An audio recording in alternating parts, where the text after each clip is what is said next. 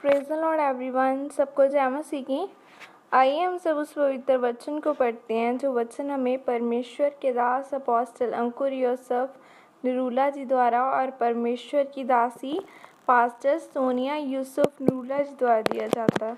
आइए हम सब उस पवित्र वचन को पढ़ते हैं कि परमेश्वर के वचन के अनुसार चलें, जैसे कि पवित्र बाइबल इफिसियों 5 की 22 से 25 आयत में लिखा है। हे पत्नियों, अपने पति के ऐसे अधीन रहो जैसे प्रभु के। हे पतियों, अपनी अपनी पत्नी से प्रेम रखो, जैसा मसीह ने भी कलीसिया से प्रेम करके अपने आप को उसके लिए दे दिया। आमीन। मेरे प्रियो, इस दुनिया में कुछ लोग चर्च नहीं आते क्योंकि उनको लगता है कि चर्च एक धार्मिक स्थान है जहाँ पर सिर्फ प्रभु यीशु मसीह के बारे में बताया जाता है। लेकिन चर्च एक ऐसा स्थान है जहाँ पर आपके जीवन निर्वाह के बारे में भी बताया जाता है। इसलिए कुछ लोग गवाही देते हैं कि हमने चर्च में आकर वचन सुना और उस पर चले और हमारा जीवन बदल गया।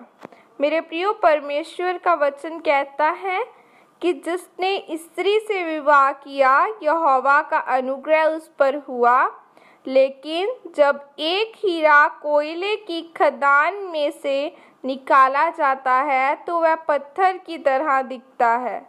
फिर जब उसे फैक्ट्री में भेजा जाता है और तराशा जाता है, उसे पॉलिश किया जाता है, उसके बाद वह प्रयोग में आता है।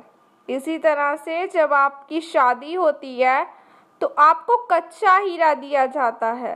शादी के बाद जब आपकी इच्छाएं पूरी नहीं होती तो आप नाराज़ हो जाते हैं, लेकिन आपने जो दर्शन अपनी शादी के लिए देखा था वह पूरा हो सकता है अगर आप उसके लिए मेहनत करें और परमेश्वर के वचन के अनुसार चलें।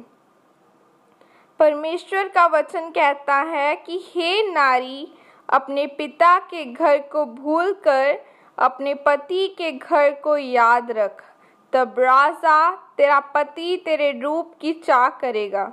लेकिन जो स्त्री हमेशा अपने माता पिता के घर के बारे में ही चर्चा करती रहती है, उसकी अपने पति के साथ कभी नहीं बन सकती, क्योंकि परमेश्वर ने कहा है कि अपनी पति के अधीन रह। आज अगर हम दुनिया के सबसे अधिक आशीषित लोगों को देखें तो वह वो लोग हैं जिन्होंने अपना जीवन बाइबल के वचनों के अनुसार चलाया और जिनकी पत्नियां हमेशा उनके साथ रहीं। मेरे प्रियो, अपनी पत्नी की सुरक्षा देना आपका काम है, क्योंकि परमेश्वर ने वह आपको एक मददगार के रूप में दे दी है।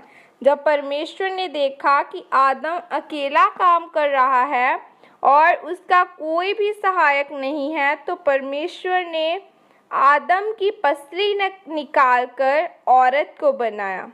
इसलिए परमेश्वर ने औरत को कहा कि जिस तरह तू परमेश्वर के अधीन है, वैसे ही अपने पति के भी अधीन रह।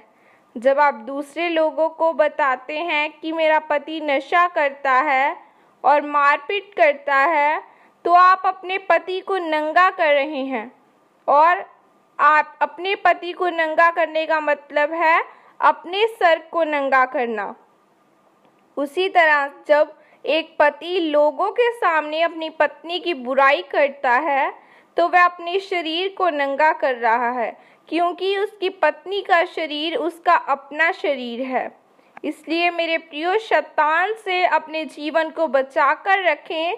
परमेश्वर का वचन कहता है कि कबूतर की तरह भोले और सांप की तरह होशियार बनो।